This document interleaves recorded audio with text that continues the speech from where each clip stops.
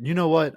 The wife wasn't too happy going into this weekend when I told her Thursday, Friday, Saturday, and Sunday, football is back. But you Yes, know what? sir. I'm pumped. My balls are full. We got a lot of load to give this episode.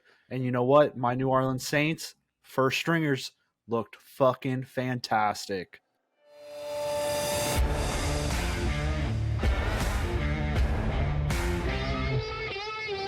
All About the Balls podcast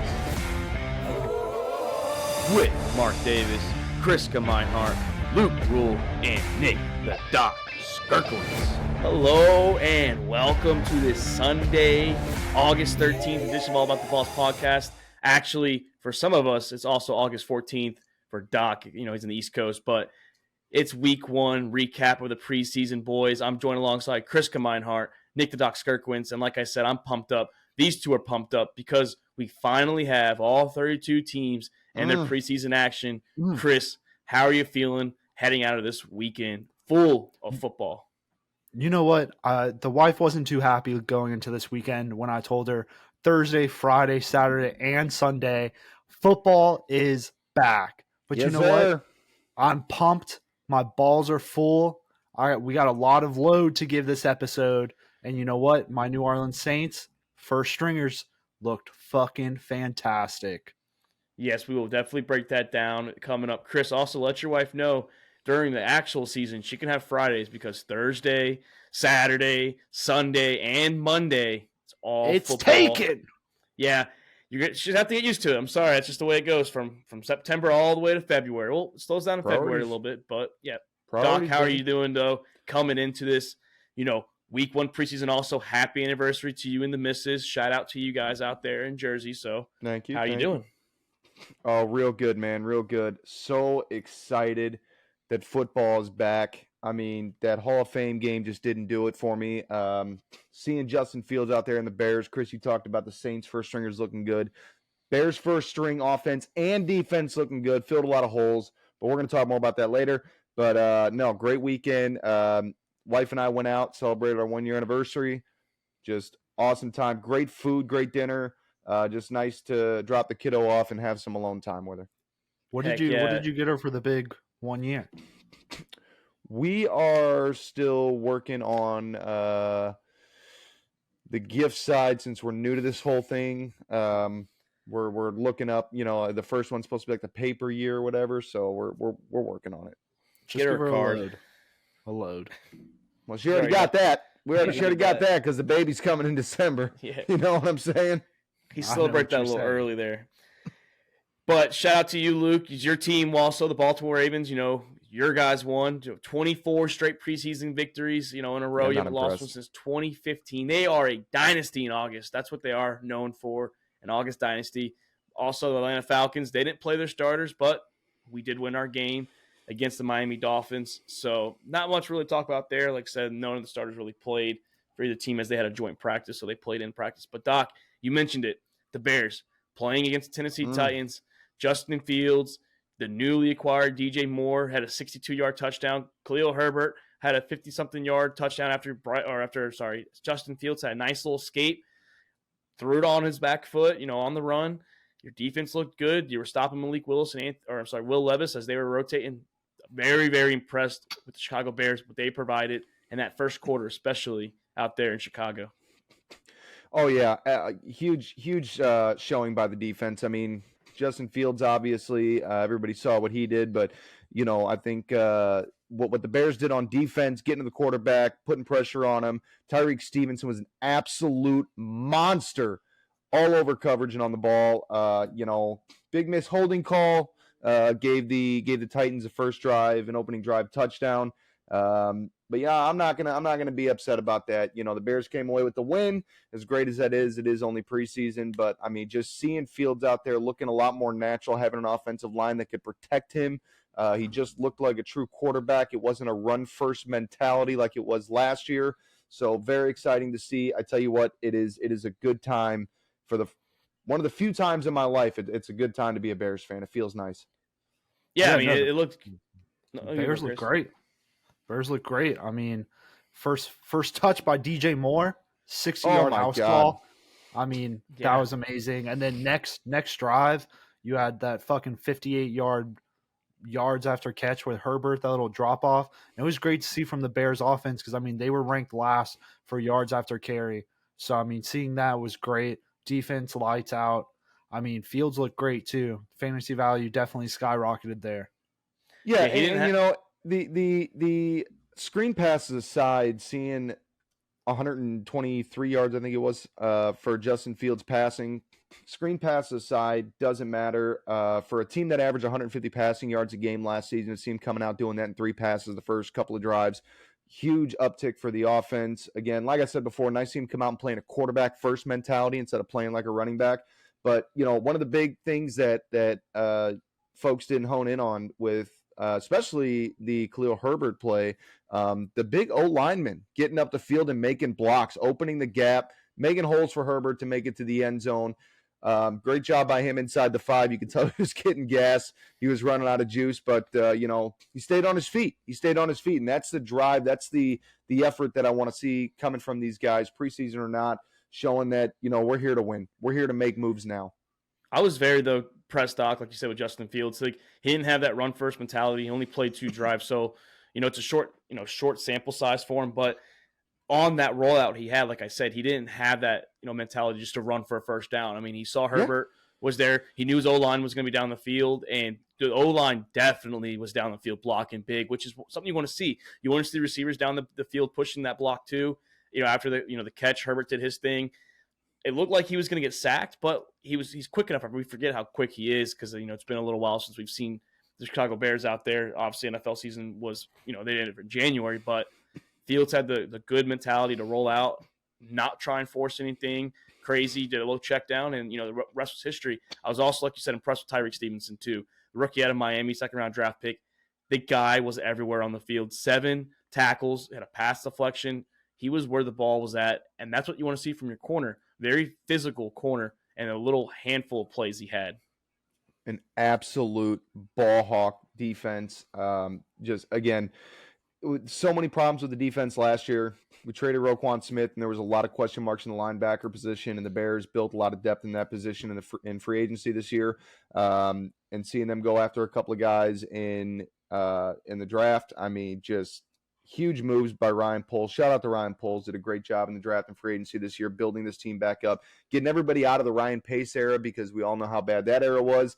The only one that I'm worried about leaving now, if he dumps Jalen Johnson, that's not a guy that I want to lose. Not a ball hawking corner, but a great coverage corner, guy that can break up plays, get in the face, you know, keep him out of the end zone. So hopefully he can stick around. But other than that, just lights out. I mean, by the defense, in my opinion. Very happy with the speed. Very happy with the play recognition, getting to the quarterback. The turnovers were a huge part in this new Eberflus hits mentality. The T in hit stands for turnover, obviously. But, again, just great job getting to the ball and making big plays happen. Yeah, and your 3rd-round rookie, Zach Pickens from South Carolina, he looked really impressive too. He was all over the defensive line there. He had a sack, another tackle for a loss. He was out there moving, you know. Like I said, it's good for these young boys to make a little notice or, you know, make a little name for themselves. I was a little shaky on your run game, though, overall on the offensive side. They didn't run the ball particularly too well. But like I said, it's preseason week 1. You're just kind of starting to get the kinks out of the way, starting to use some of the playbook that you have. You know, obviously you're not going to use the whole playbook like we mentioned, you know, last episode. But very, very impressed out there in Chicago. I know, Chris, you were texting in Justin Fields, I mean, like I said, I understand it wasn't deep down the field he made those throws, but it was still good play calls, and that's what you want to see from Chicago Bears. It doesn't matter how you get a touchdown. Points are points, man. Yeah, what a difference on this team when Fields actually has an offensive line to protect him. Yes. And speaking of a quarterback out there, not Chicago, but Tampa Bay, Chris, Baker Mayfield and Kyle Trask, obviously. Baker started off a little shaky in his throws. He made a good play out there to Trey Palmer from Nebraska. I think if it was starting corners, I think that ball's going to get deflected. It probably won't be intercepted, but he did put it in a good spot where it's either going to be a catch or deflection. So no interception. He did outshine Kyle Trask, though. You know, Baker did have a touchdown, only 63 yards on 8 of 9. Kyle Trask was 6 of 10 for 99 and an interception. And it was a bad interception too. Yeah, I mean, I'm not sure where the reports were coming out of Tampa that this was a close quarterback competition and that Trask was edging his way forward to Baker, because Trask's performance out there just looked terrible. His pocket presence was down. He didn't look like he had control of the offense. His decision making was poor, and Baker went out there. He led this offense. I mean, he didn't look great, but he didn't look bad either. And he's more mobile too. Like, you can see that, like, when he's getting pressured, he's actually moving. Trask looks like a damn statue out there, and Baker is moving constantly. He's moving the pocket around. Like I said, I'm not a fan of Baker, but I do think he's more athletic enough. We'll see what he can do with the starters. Not all of them are out there. You didn't see Mike Evans. You didn't see Chris Godwin. Not 100% sure that the full offensive line was out there. So, all eyes are on him, Doc. Kyle Trask is starting next week against the Jets, so it's a flip. Like we mentioned, it should be an even split. Trask would get the nod next week against the New York Jets, but as of right now, Baker is up in the starting competition for this quarterback spot. Absolutely. And I mean, it's hard to really, make the decision without having the starting receivers in there. Chris Godwin and Mike Evans are a huge piece of this offense, and how the quarterback can get the ball to him in the open field. Baker, we've seen in years past, his problem has always been trying to do too much. You mentioned the throw, trying to put it into coverage and trying to thread the needle, and it's backfired so much on him. So I think if he just kind of takes a step back and gets back into being a field general instead of I got to put everything on my shoulders kind of quarterback, I think there's a lot of potential for him to take this offense. I think he's definitely the clear front runner in the quarterback position. I'm excited to see what he can do in Tampa Bay. I'm not hyped up on him quite yet. I would obviously like to see. I want to get hyped up on him. I liked him a lot coming out of college. But, still, I think he's just we got to see more how he handles the tempo and the game flow, and if he's going to try to put the entire team on his shoulders again. Yeah, it's very interesting. Like I said, this is a quarterback competition that we have all eyes on. Also, quarterback in that game, Kenny Pickett, he only played one drive, and, he was 6 of 7 for 70 yards with a touchdown. He got Deontay Johnson involved. He had 3 catches for 32 yards. George Pickens had a catch for 33 yards and a touchdown. It wasn't against the starting corners and Doc from the Tampa Bay Buccaneers, but it was a laser throw in a pretty tight window, and Pickens did the rest from there. It was a good throw and a good catch. Run after catch for George Pickens. So does Kenny Pickett maybe make some strides for this year's sophomore season? Is this what we're going to see with Kenny Pickett in year 2 of the NFL? I definitely think so. I mean, I think the race is down between him and Rudolph. I think both of them played extremely well in that game. Rudolph, a few more incompletions, but I mean, the name of the game with preseason is first or second string defense. It don't matter. The name of the game is getting throws on target, hitting the open man, and the execution of the plays. So I think Pickett did a great job of doing that, 6 of 7 on that opening drive. So I'd like to see a little bit more of him next week and see a real quarterback battle, because I think it is up for grabs in Pittsburgh as well.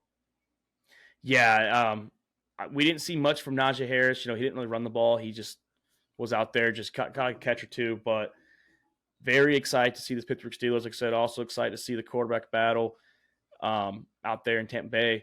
And, speaking of quarterbacks, I guess we're on a quarterback train just because, we have so many of the rookies that are out here. You have Bryce Young, C.J. Stroud. You have Will Levis from the Titans. We didn't really mention him when we mentioned the Bears. But Bryce Young and C.J. Stroud, obviously. We'll start with C.J. Stroud because he had the first game. He looked shaky, Doc.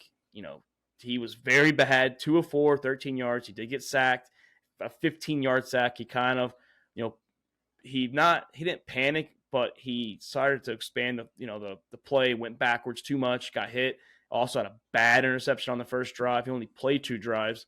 So the starting O-line all wasn't there. I believe both tackles were not there on the left and right side. So is this something that is going to be a common theme for this year, or Dwayne Brown and whoever the right tackle is, and we're going to see a lot more from C.J. Stroud? No, I think this is probably what it's going to be for the year. I think a guy stepping in, taking over this team, and learning the speed of the NFL. I think we're going to see a lot of this. I don't think the offensive line, the starters not being on there, really is going to make much of a difference. I don't think the weapons are there for Houston. I think that rookie season, I think he's going to be middle of the road, and I think this is what we can expect for the for the entirety of the season. And then I expect Houston to make some moves and come out strong next year. Yeah, we got to see something out of it. I mean, it's not CJ Stroud. It was all the rookie quarterbacks besides Bryce Young, who didn't have a big stat line. The rookie quarterbacks did not look comfortable, Doc. They all said it too. The pace of game is a lot slower. The pace is a lot faster. The speed of the game is a lot quicker out there in the NFL compared to college. You don't have 5 to 6 seconds to make these throws. You only have like 2 to 3 seconds, and then you're getting hit. Bryce Young got hit on 3 different plays, and they were big, big hits. And like Steve Smith Sr. said out there in the booth for Carolina, he can't keep getting hit like that. So I think out of all the quarterbacks, he looked the most comfortable, even though he didn't have a bad stat line. Yeah, he definitely looked the most comfortable. I mean, I wasn't impressed with the gameplay. I mean, comfortable is great, but you've got to be able to, like I've said before, you got to be able to hit the open man. And I think that not having a solid offensive line, which a lot of these young rookie quarterback teams are dealing with, the Bears did it with Justin Fields. CJ Stroud's going to see it with Houston. I think Bryce Young is going to see it in Carolina. If you're not getting the time for your receivers to get open, I mean, what else are you going to do? You know what I'm saying? So I think Bryce is going to be kind of in the same boat as CJ. It's going to be a struggle this year. I am genuinely hoping it is a serious struggle because we own their pick in the draft next year. Yeah. So I would love to see them, finish at 1 or 2 in the draft. So we got a solid pick for next year. But yeah, I think Bryce definitely did look comfortable, but that size and everything, a lot of that played into part and kind of was right on track with what everybody was saying going into the camp and everything. So comfortability is great. You can look comfortable all day long, but if you can't get the ball out of your hands, there ain't a whole lot you can do. And you hit right on that with the, what he got hit 3 times. I mean, that's a big deal. Massive hits too. I mean, and you're talking only a couple of drives. Yeah, that was literally they're hitting them like Jermaine Johnson from the New York Jets, who has come back from his surgery, former Florida State player, first round pick as well from 2022. He was all over the place. He had a half sack. You had the backup line, like D-line, like Chris was telling us. He was getting eaten up by those guys, and that's not a good sign. But I do like the sign I saw with him out there actually delivering the ball. I don't know if you saw this meme. I can't unsee it now. He looks like a quarterback who's playing recess, doesn't really do much movement. He takes a couple steps, and he's already done with the ball. Like, it's quick. He's not sitting here waiting around. I think his trigger was a lot faster than a Will Levis, which we saw him struggle a little bit. 9 of 14, 85 yards interception, as he was rotating every other series with Malik Willis for a while. Anthony Richardson struggled a little bit. He had a horrible interception, and I get it. He's got crazy. We'll move on from Bryce Young, but Anthony Richardson as well. Like, he's got these crazy angles. We know he's a freak athlete, but he's making terrible throws. Like, he did make a great throw to Alec Pierce. It was a drop. I will give him that. He had a couple good throws out there, but a lot of the throws, he's like, sideways. He's not straight up. He's just in a bunch of different, like, weird angles. Yeah, and that's that comfortability that you talk about. That's a guy that's not getting set in the pocket, a guy that's not comfortable with this pace of play that we've talked about. And, you've got to find, that's where the comfortability comes into it. It's not everything, but that's where it comes into it. And you've got to find your stance. You've got to hold your ground, and you got to throw it away or find the open man sooner. You got to do something. You know what I mean? All the receivers, the back, the check down. I mean, there's got to be somebody open. You know what I mean? And if offensive line be damned. I mean, if you can't get the ball out of your hands, comfortability ain't going to save you, because that's where those bad throws are going to come in. That's where your Jay Cutler is going to come in trying to thread the needle against three guys in the secondary and getting picked off 400 times against the Packers in his career. So, it only goes so far, but you got to find a way to get the ball out of your hands. And maybe the Colts head coach, he said that Shane-Steichen said that Jonathan Taylor should be joining. He's hoping he'll be joining the team this week. So maybe that'll also take the pressure off of Anthony Richardson, who, was very young, only had a few games, I think 13 games started in college for the University of Florida out there in Gainesville. But I had all eyes on him. I was very intrigued to see what he was going to do against the Buffalo's first team starters. The Buffalo, their starters played for the defense. So, and he struggled. And that's exactly what I was talking about when we recap the draft. I mean, freak athlete is great, but you're not a one man. This isn't the NBA where you can be a one man show like LeBron. I mean, freak athlete is great, but you don't want a quarterback that, like what Justin Fields did last year. I'm going to keep referencing the Bears because they're so relevant in all these topics, but we saw it with Lamar Jackson in Baltimore. We saw it with Justin Fields in Chicago with not having weapons, not having an offensive line.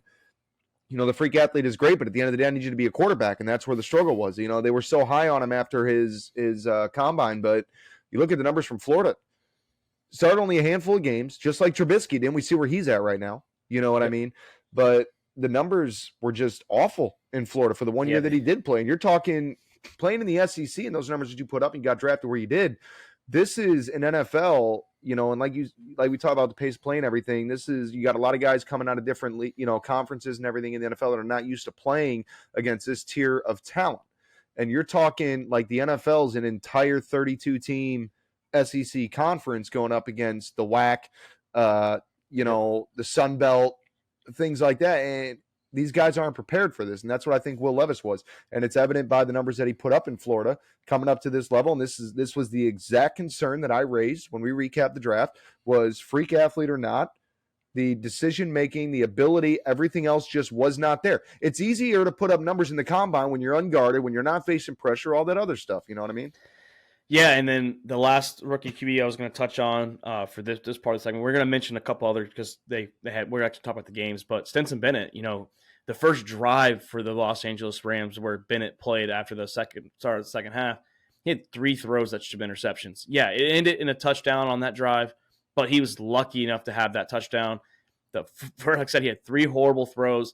He didn't look his numbers weren't bad, but sometimes stats can be misleading. I do think he struggled as well. Max Duggan really didn't even get a chance in that game to even play. Well, throwing the ball wise, he only had a few throws. So Stetson Bennett, 2-time national champion, he didn't look that hot neither, in my opinion. No, he definitely didn't. I expected a lot more out of him, coming in at the ripe old age of like 36, being a seasoned veteran in this league, or in football rather. But no, definitely not impressed. Like you said, a lot of terrible throws, 17 to 29, 191 yards. Shocked he came out of there with 0 interceptions, but just the overall playmaking ability. Again, this was a guy that I thought fell way too far in the draft, but I guess I was wrong on that because the play was evident. He didn't have what it takes.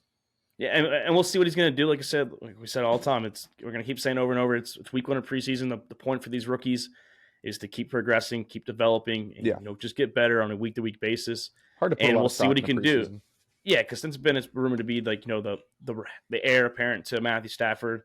Don't know how long he's going to have left, but one last. I think he's going to be. I think he's going to be the sleeper. I think he's going to come through. I think he's going to be a sleeper. It might be a rough first or second year.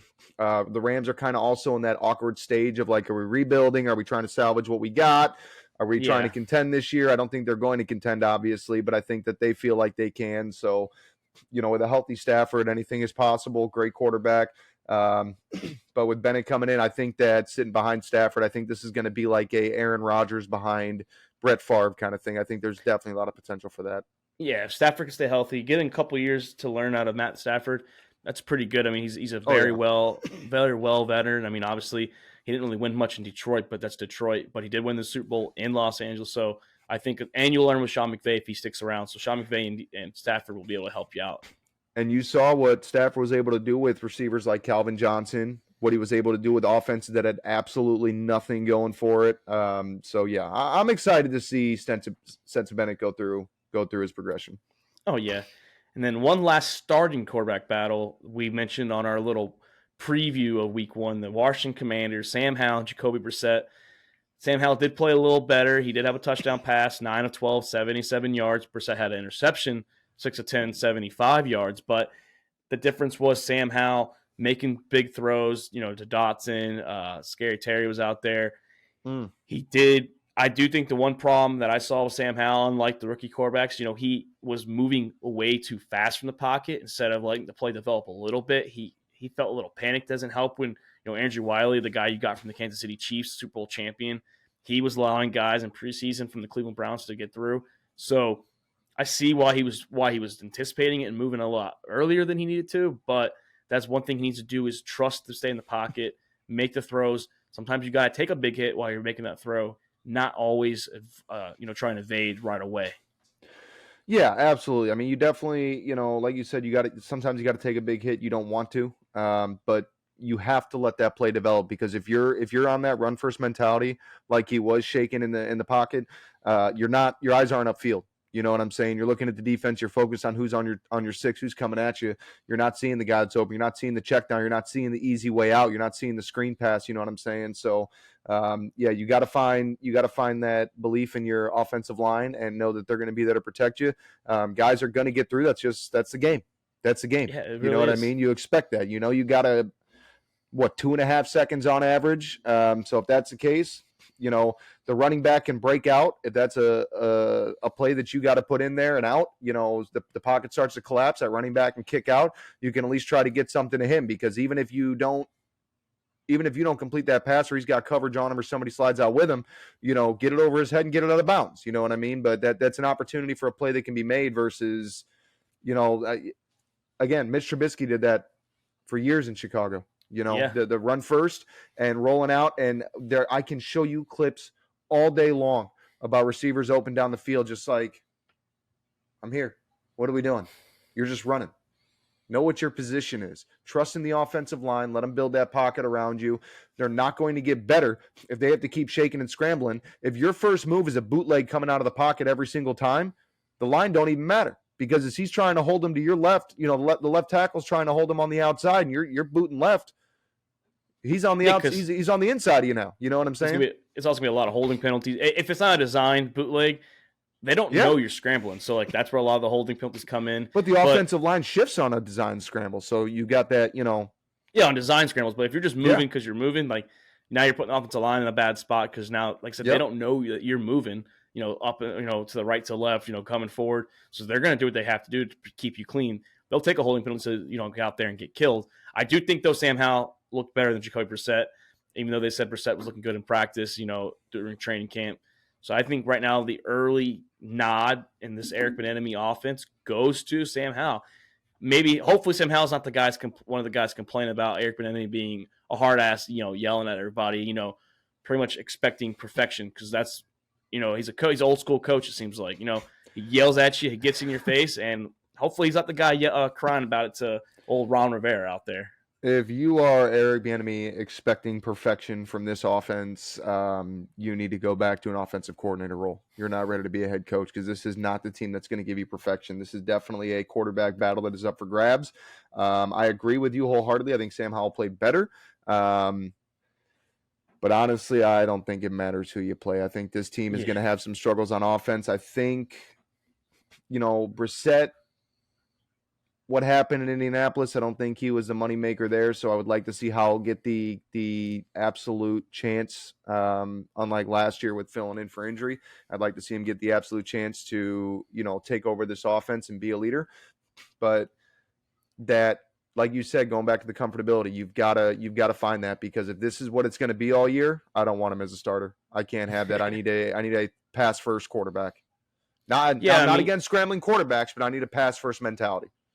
I think Sam Howell is going to be fun. I'm not saying he's going to be great. I think he's going to run the offense pretty well. If, you know, if we're seeing what we're seeing through the first preseason game.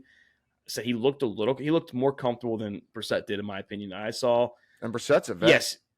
Yeah, I mean, I get it. He scrambled a little bit early on some plays, but for the most part, he was delivering the ball. But another quarterback, you know, who I hyped up after the preseason game or the Hall of Fame game, DTR, Dorian Thompson-Robinson, he balled out. He was better than every backup for the Cleveland Browns. This guy was 9 of 10 for 102 yards and another touchdown. He was balling out there. I mean, he did better than Kellen Mond. He did better than Joshua Dobbs. Obviously, Deshaun, he did play. He only played one drive. But this kid, DTR, outperformed every backup.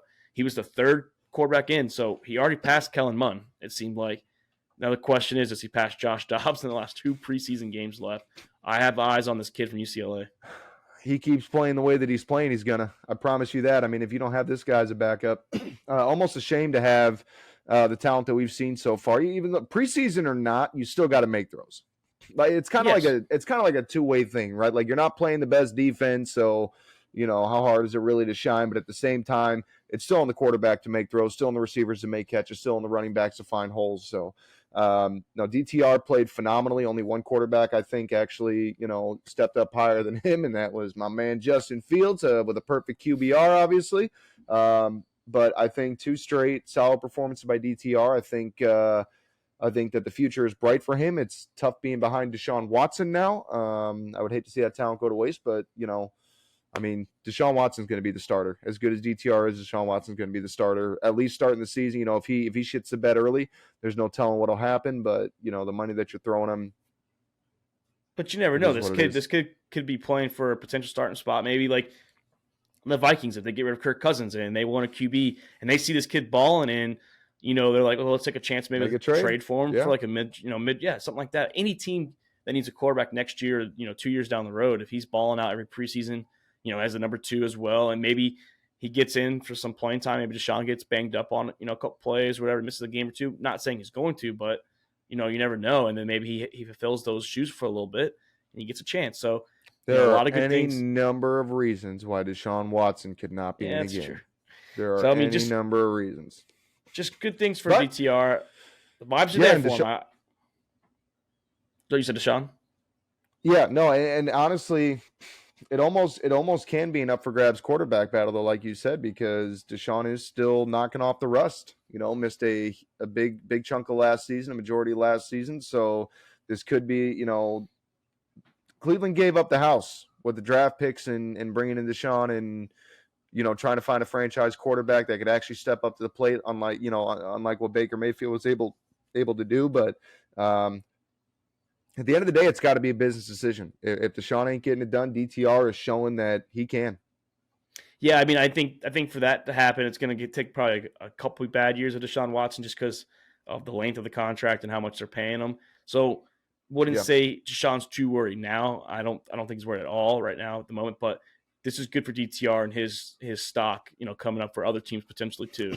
So absolutely. And then Doc, Denver played Arizona Saturday night. It was the primetime game on the NFL Network, the late game. And Russell Wilson and the offense, they played, I believe, just into the second quarter. Sean Payton didn't like what they saw.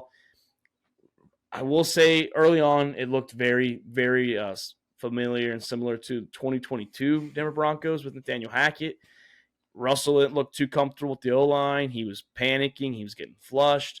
That you can see it. You can see the body language. You can see he fumbled the ball to get it back, took a sack. But when the O-line was right, granted, it was against the second string Arizona Cardinals when it happened, he looked good. Jared Jeudy and Cortland Sutton got involved. Jeudy had a pretty big touchdown. So against the starters for the Arizona Cardinals, who we think are going to be the worst team in the NFL, they struggled. They didn't have the whole offensive line there that they're going to have, but when he was upright, he looked good. So it was kind of a good and a bad situation, I thought, for this Denver Broncos offense. Yeah, Russell still Russell still has his moments, but I mean, he's still, like you said, it looks uncomfortable. This just does not look like it is the fit for him in Denver. I think him leaving Seattle was a huge mistake. Russell hasn't been the same since he left there. I think we're going to see a lot of what we saw last season to come against the second string defense in Arizona. Any second string, anything on Arizona is probably like a third or fourth string on any other NFL team. So to see the struggles that he did, the comfortability, like you said, the offensive line, everything else, just the whole picture coming together. This guy I don't see any success in Denver again this year. I don't, and I feel bad for Sean coming back to this dumpster fire and tarnishing his reputation on the way out.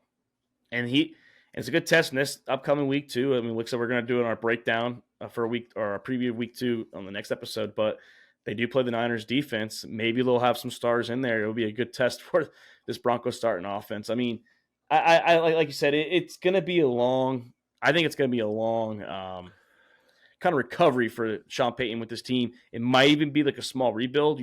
We at the quarterback, which is Russell Wilson, bring in the QB that you like. Maybe next year, the year after that. But he didn't look comfortable. Once again, he looked flustered.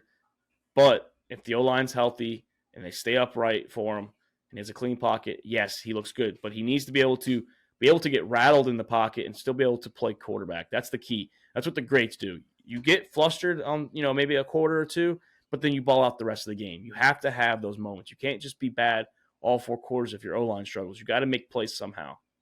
Yeah, you got to step up. Even the Bears look at the Bears against the Cardinals when the defense single-handedly won in the game. That was that tirade. They are who we thought they were. Yep. Yeah, exactly. So, I mean, quarterbacks still make the plays when they're necessary. It's what wins the games. But, you bring up an interesting point with the Niners coming up after their defense just got shredded this week. So, if I don't see Russ making some plays next week against that defense, I might have some more question marks. But no, I think it's going to be another disappointing year in Denver for sure. Yeah, that's the way it's looking. If, like I said, Russ and this offense can't figure out, the defense is going to be fine.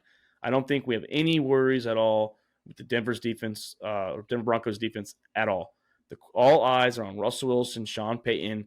We didn't see Javonte Williams, which we're not expecting to see probably him for a little while. P. Ryan, the Bengals' old running back, didn't look too good carrying the ball. So it's just a shaky offense. Once again, it looks like it's only week one of preseason, but we overreact to what we see. So what we saw was nothing good, minus that touchdown drive. It did take a little while for them to get that touchdown drive, though. I still wasn't even that impressed by it.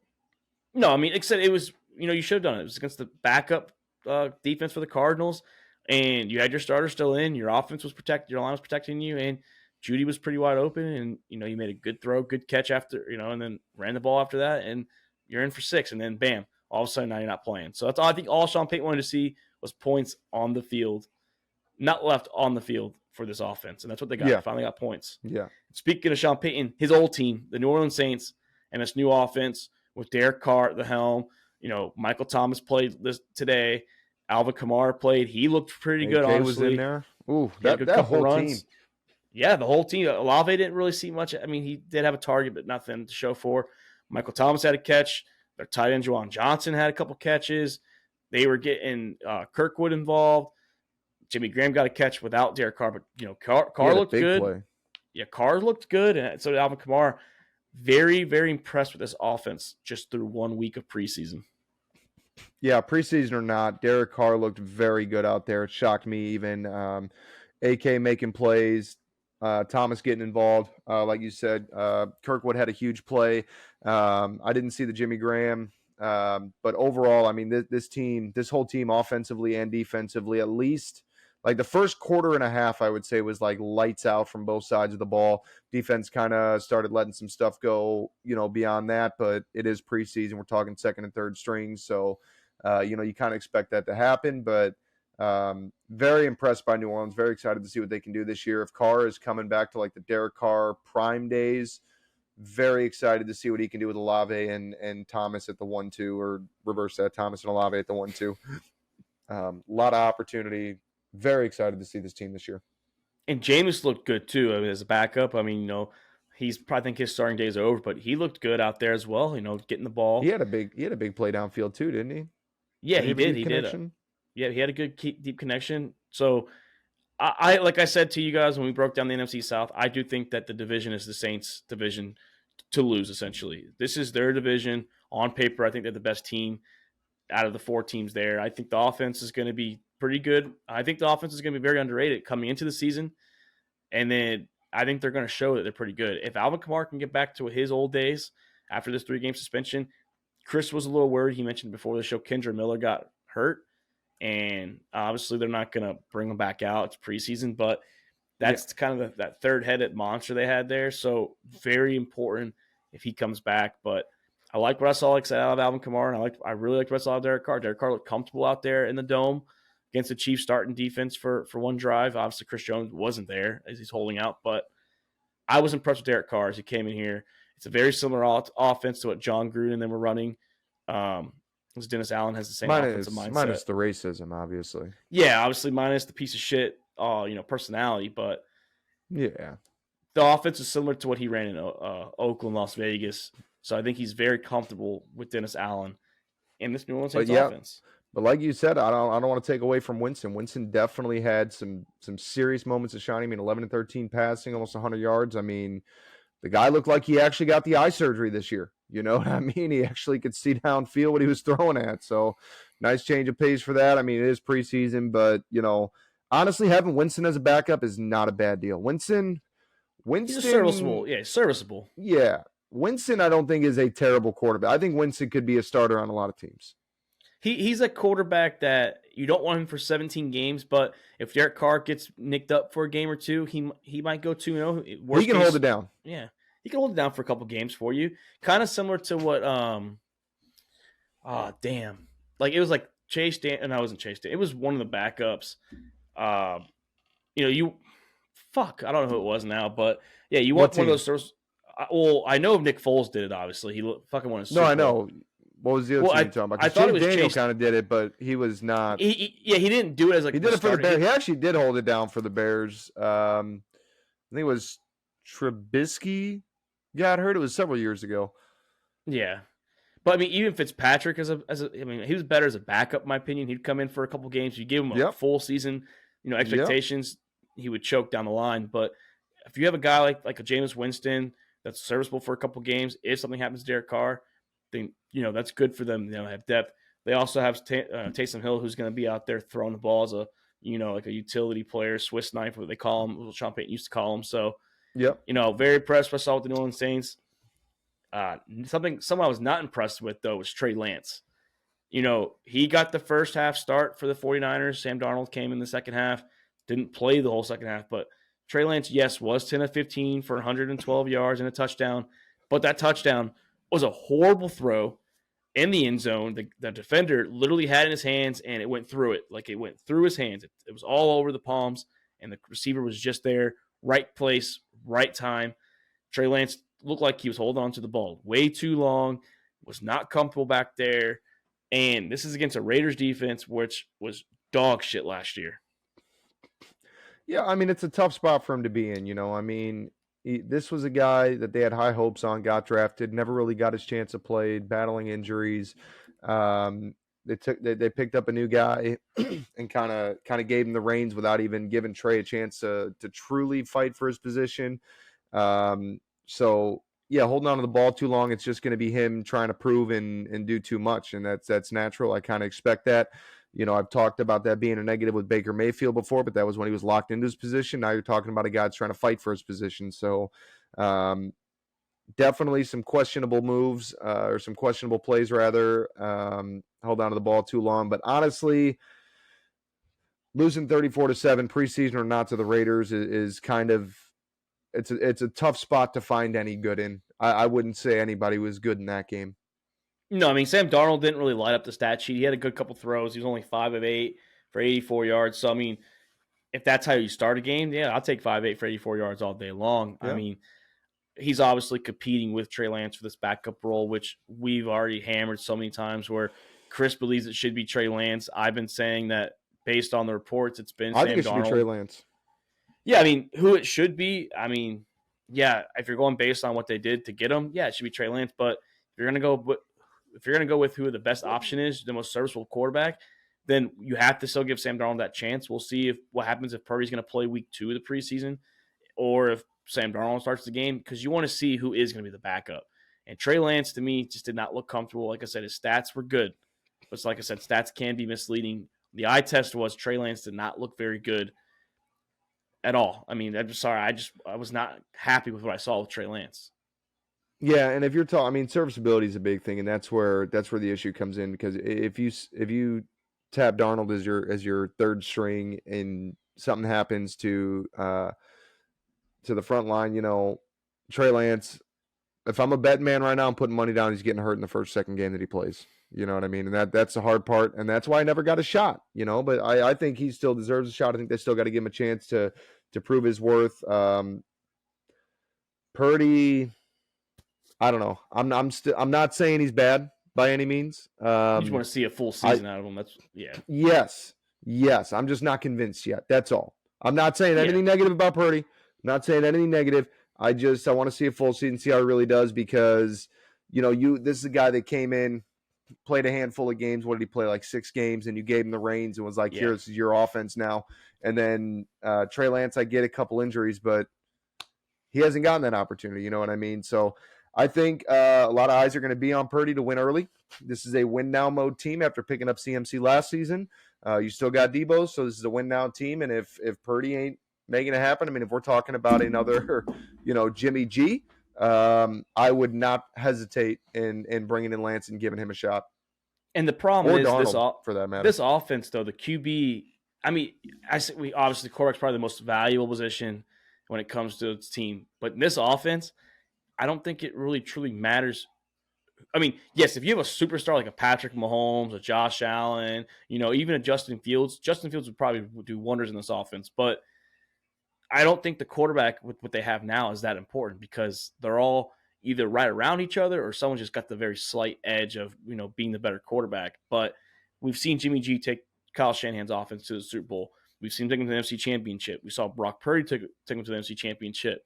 So unless you have a superstar quarterback, I just don't think it truly matters because they're going to run the ball, they're going to pound it, they're going to do a lot of play action, a lot of moving parts, a lot of screens. Motion. Yeah, a lot of screens, a lot of motion with the receivers. Debo's moving all over the place. Same thing with Ayuk.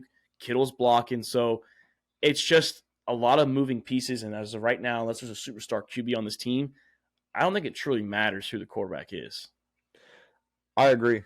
And I think with a healthy Kittle that can catch the ball downfield, you've got speed and Debo, and him and CMC going with the screen or the check down. Honestly, Mark, you or I could probably thrive in that offense if I can be real with you as a quarterback, because you got so many close options, or you got today's Gronkowski and George Kittle, just a big bodied tight end that can come down with it and still make big plays, truck through the defense. You nailed it right on the head. It really, without having that superstar quarterback, this offense, are they still running like a West Coast scheme? Yeah, it's similar, but I mean, it's very similar because Kyle Shanahan and Mike Shanahan, obviously, that's where Shanahan, the son, gets it from his father. Yeah, a little more enhanced than his father, but I mean, like I said, we said the Jets were a quarterback away. You imagine if like Aaron Rodgers went to the Niners, or they got a guy like a Mahomes or something like that, they would literally be unstoppable. I could not see a team that could stop the 49ers with that defense, those weapons. Ayuk, you didn't even mention Ayuk when you mentioned CMC and Debo. Ayuk's very underrated. He was very good last 100%, year. 100%. A lot of people think Ayuk is a better natural receiver than Debo. So, like a better true receiver. Debo's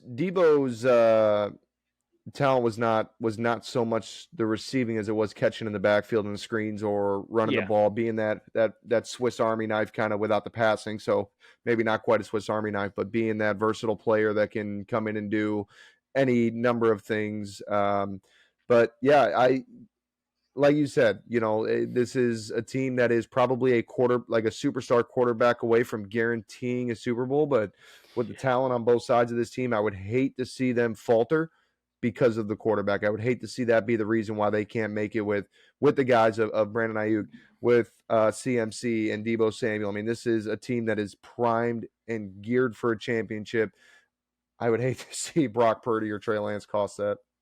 Yeah, and we'll see. Like I said, we're not saying Darnold's definitely going to cost that if he's starting. Let's be real. Well, according to Colin Cowherd, he was on that list of the 2013 first-round QBs drafted since that year to now that can't win a Super Bowl. So he did put his. Let's talk about Colin Cowherd for a second, huh?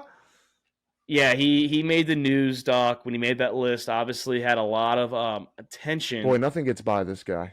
By this guy. I mean, he made so what he did was he made a list of all the first-round quarterbacks that can't win a Super Bowl since the 2013 that are still in the league. That well, are still apparently in the league. Not still in the league. Yeah, not in the league. So anyone, it doesn't matter who it is. He named Baker. He named Johnny Manziel, who's not in the league anymore. He mentioned, I think, is EJ Manuel even in the league anymore? No, he did not. He did not. He mentioned EJ Manuel, but he's not in the league.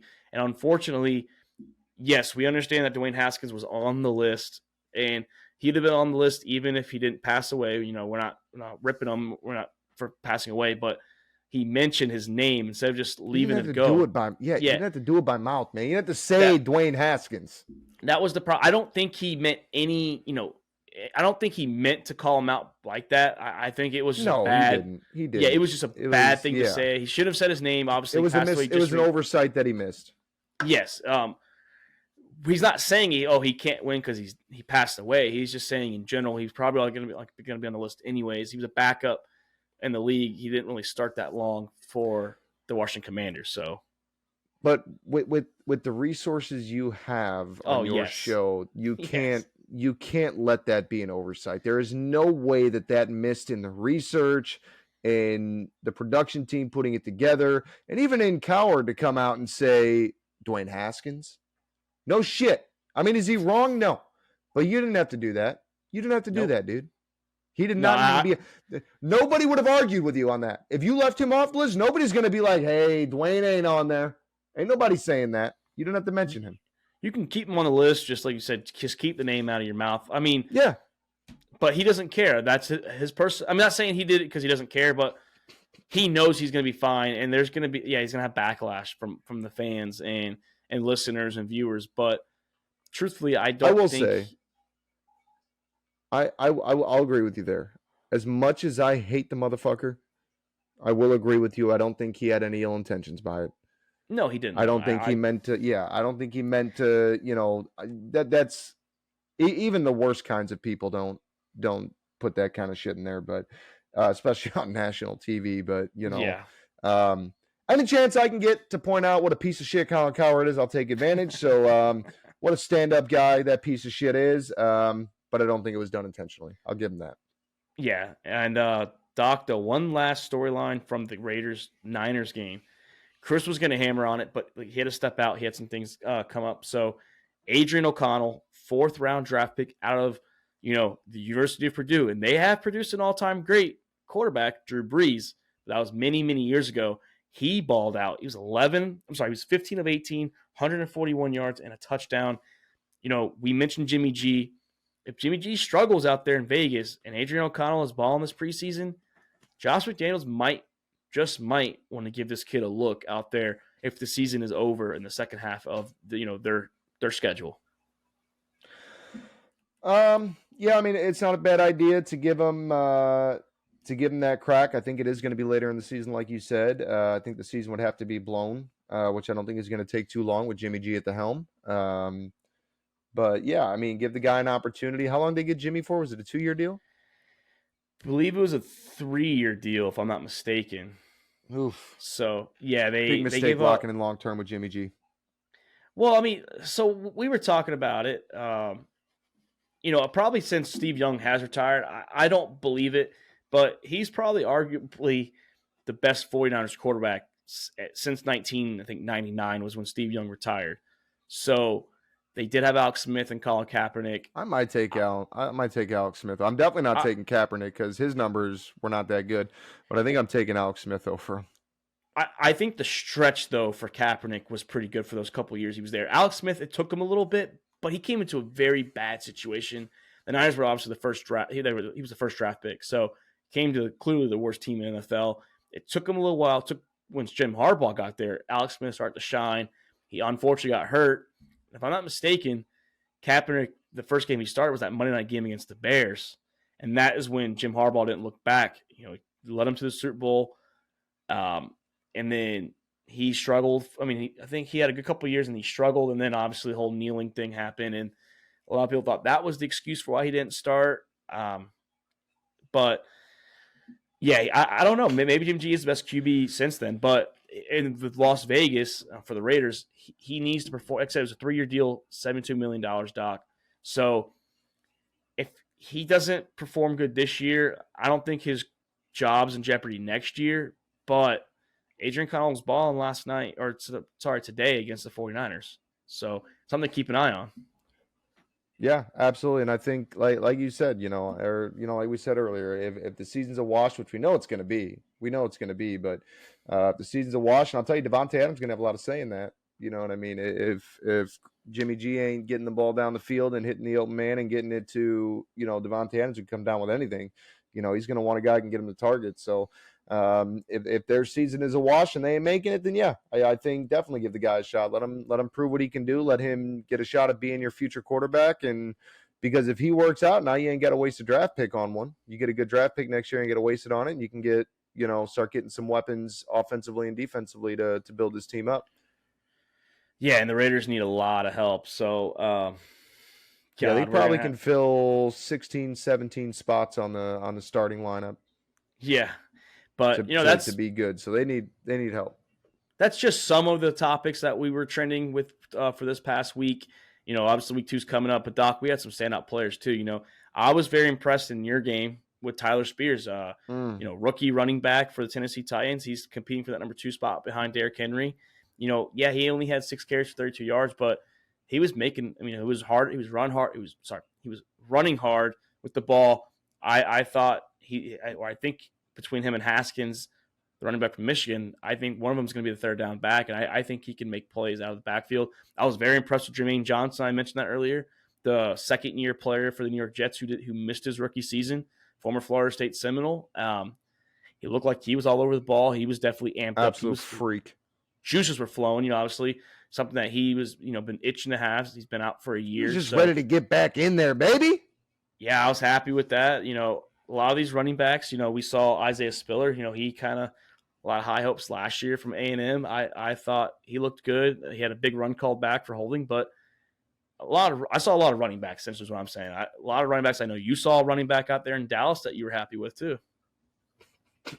Yeah, Dallas and Detroit both had a couple of guys that I was very excited to see. I'm not going to lie, I don't remember all of the names. Dallas, Deuce Vaughn. Deuce Vaughn definitely had a couple of big plays that had me excited.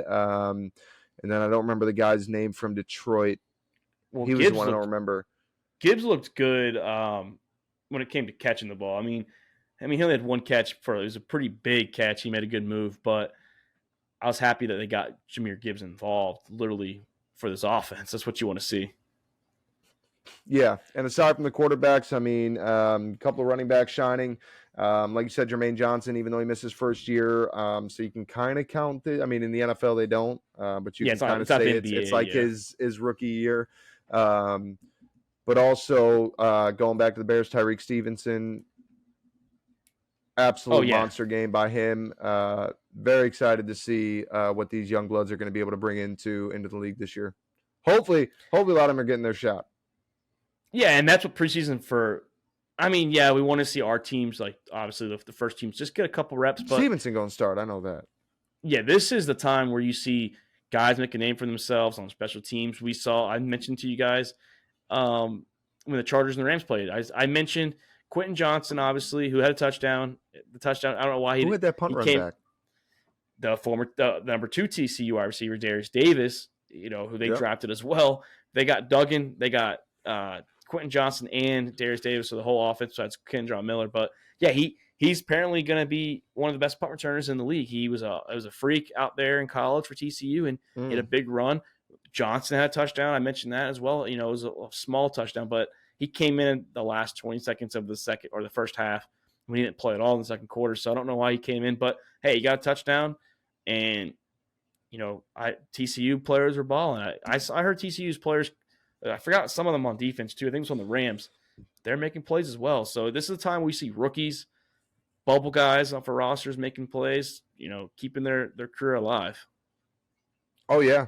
And it's nice to see them coming out of TCU's obviously not a smaller school, but seeing some of these guys coming out of these smaller programs that are making plays, takes me back to like the Khalil Mack Buffalo days. You know what I mean? Big time players. And you see them dominate in conferences and you're like, well, look at the conference that they're in, but then they come into the NFL and they can bring it up to speed and continue to impact the game at their level. And it's just awesome to see. It's not the traditional SEC teams or Big Ten teams coming out. You love to see the contribution from, and that's where the fire is and the drive to be great. And Tyler Spears, I mentioned him. He's from Tulane. He's a 3rd-round draft pick. So we'll see we'll see if he takes that spot from Haskins for Tulane making things happen in the NC2A. They are, man. And like I said, I'm just excited to have it. We're telling you, we're getting close, Doc. We had a fan reach out. He wants me to let him know when we do our college playoff predictions, which we found out we're going to be able to do when Luke gets back. We might do it during 0 week, but only really the Irish and Navy play. So I think it's only really 2 teams that play that week that are decent. Game. Yeah. So that's not going to sway our opinions on if either of those 2 teams. It's another guaranteed win for the Irish that they'll blow. Yeah. So people are excited. We've been getting a lot of people reaching out for us about college. So can't wait to start doing these shows, starting to have 2 episodes for football 2 episodes for the NFL. Well, technically 3 with fantasy and in college as well. So we have a lot coming up. Can't wait to start talking college. Can't wait to keep breaking down preseason as this is week 2. So we might be seeing a lot more starters. I really want to see Aaron Rodgers play. I want to see him get in there, not just on Hard Knocks. I want to see him just play a couple drives. So maybe the Jets play him. We'll never know, literally. I think week 4. Yeah. I think he gets a drive in week 4, and that's it. Yeah, during practice. But real quick before we go, who are you most looking forward to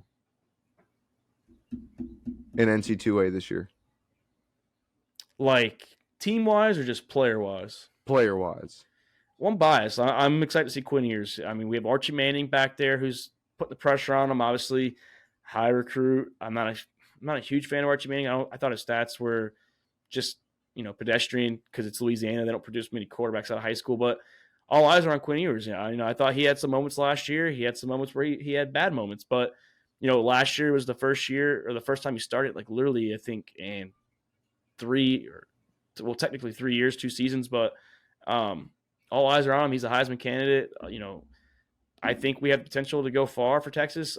The problem is that our defense struggles a lot of times. So I want to see what Quinn Ewers is going to do with Xavier Worthy, who is our receiver, who's a fucking freak. But, yeah, all eyes are on, to me, Quinn Ewers for Texas. Okay. Yeah, I'm torn. I'm torn between Caleb Williams and Drake May. I have another guy, too. I have the Clemson quarterback because he's a former number 1 recruit. And I said today on a post I made, it's a teaser. I might have Clemson back in the playoffs. So, and that's going to fall on Clemson's quarterback. Okay. If he's going to be like Trevor Lawrence and Deshaun Watson, like people are hyping up to be, I think Dabo can get the boys back in the playoffs. I really do. Dabo Swinney trying to make a comeback. Okay. Their defense is always good. There's nothing wrong with that. It's just, can the offense just, keep up with the defense? Be a good nod making that push for the Big Ten. But we'll find out if I have Clemson in my Final Four when we do the playoff predictions. So, but it could be. I might have FSU. You never know. I might not even have an ACC team. I don't know what I'm going to do yet. I have to do a little more studying. College is my weak point of the two. So, college is my strong point. Yeah, it's just, to me, it's a lot of fucking schools, a lot of players, obviously. I don't really pay attention to high school recruits that well, like coming out of high school. I know a lot of people do. I just don't have that much time for 120 plus schools and all their players and all that. So it's just very hard. Only the professional reporters are worrying about high school. Yeah, but I can't wait to start getting into that. Like I said, that'll probably be the August 25th, 23rd, or between that when I get back and Luke gets back too. So, great episode, Doc. Like I said, week 1 preseason's over, and it's kind of now to start getting ready for week 2. We're right around the corner. Week 2 tonight. Yeah. So, hopefully the Falcons play their starters. Out of our teams, they didn't play it. So we'll see, like I said, if Atlanta can get their starters in, see if the Ravens get their starters in for Luke. We saw the Saints and Bears play theirs for a handful of plays, and that was about it. But all of us are 4-0 combined. Performance. They're 4-0 combined between the teams in the sack house. So we're all making the playoffs, it seems like. That's what I fucking got from it for week 1. Yes, sir. Yes, sir. I would love to see Justin Fields come back out strong. But great first week. Just good to watch football again. Hard to watch past the starters, but just good to see the pigskin going airborne. Yeah, very, very, very hard to watch it, but I try and watch it because there's certain players in the second half that I know are going to play that I wanted to see, and I got to see it, and I was a little disappointed. But hey, that's preseason. The rookies, understandable. But that's Nick the Doc Skirkwentz. Shout out to you, Luke, as you're only got another week or so, a week and a half left of training. Chris, we missed you. We understand you had to leave, but hopefully you're back here tomorrow. I'm Mark Davis. This is All About the Balls podcast, and we are out. Thank you for checking out another episode of All About the Balls podcast. We want to thank all of our listeners and supporters of the Sack House. You can listen to the show on Spotify, Apple Podcasts, and YouTube. And don't forget to subscribe and give us a follow on Twitter and Instagram @the Sack House.